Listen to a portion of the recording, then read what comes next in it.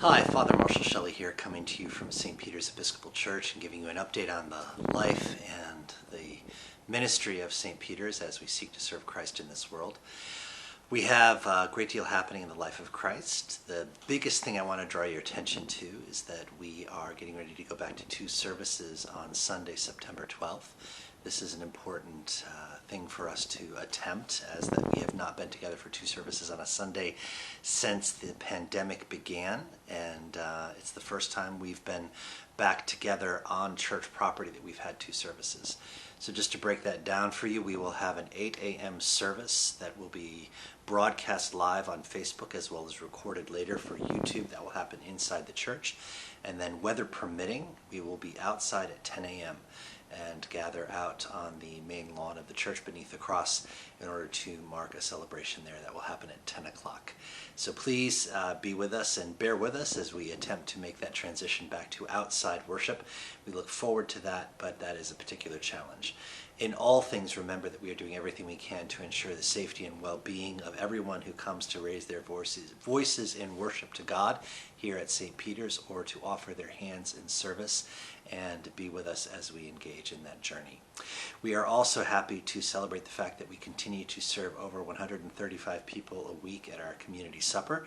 And of course, our thrift shop is going like gangbusters, and we're doing everything we can now that we've reopened after our summer break to ensure that we have a positive experience for folks seeking to find those little treasures, as well as to offer some up by donation, that they can find that in the thrift shop as we care.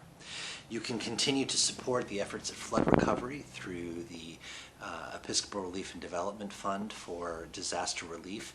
If you wish to do so, you can find that online and just Google Episcopal Relief and Development. As well, of course, if you'd like to make a direct donation, we have opportunities that you can engage in that through the Rector's discretionary fund here at St. Peter's. Just make a check out to us and we'll make sure that gets to the appropriate place. We are trying to help out with the Episcopal Center at Elizabeth. That is the combination of ministries of St. John's Elizabeth, St. Elizabeth's Episcopal Church, and also San Jose, who are seeking to help people with relief in their area. Elizabeth was particularly hard hit by the flooding in our community in the Northern Convocation, and we appreciate your support in that. Please be aware that we are getting ready to have a parish-wide meeting on September 26th. You'll hear more details about that on Sunday, as well as seeing postings about that on our website, as well as on the doors of the church, per our canons and the regulations of the diocese and state of New Jersey with regard to religious corporations. We will be electing representatives for our convocation to go and elect representatives to be members of the Bishop's Search Committee.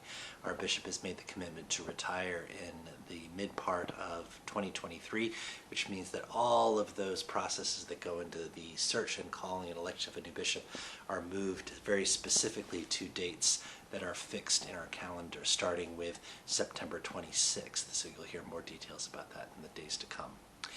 All this comes to our words of the week. I have multiple this time.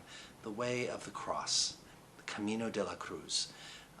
We have on Sunday the story of Jesus asking his disciples, who do people say that I am? What's the buzz that's going on about the Messiah? This is right before that point in the process wherein he begins to turn his face to Jerusalem. He's trying to convey to his disciples what it means that he is preparing to sacrifice in the name of the healing and renewal of creation itself.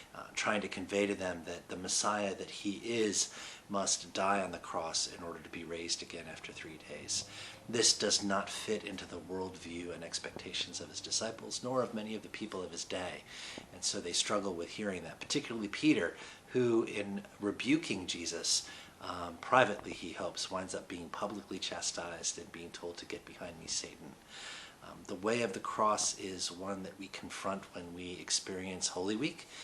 We walk with Jesus on the steps that he takes on his way of the cross when he travels to the hill of Calvary and faces his own death, so that he might lay quietly in the tomb for 3 days and rise again. But also it is a representation of the many transformations we go through. Death, as Christians we know, is not the end, it is a transformation. but is a transformation that we can only anticipate. We cannot know what is on the other side. And so many of the transitions and changes that we are facing now are ones that we don't know what they'll look like on the other side. So I ask you to bear with us and join us in prayer as we seek to walk the way of the cross in these months of transition and change. We are getting ready and are in the midst of beginning new school years. We are in the midst of trying to open new chapters in life and ministry here at St. Peter's.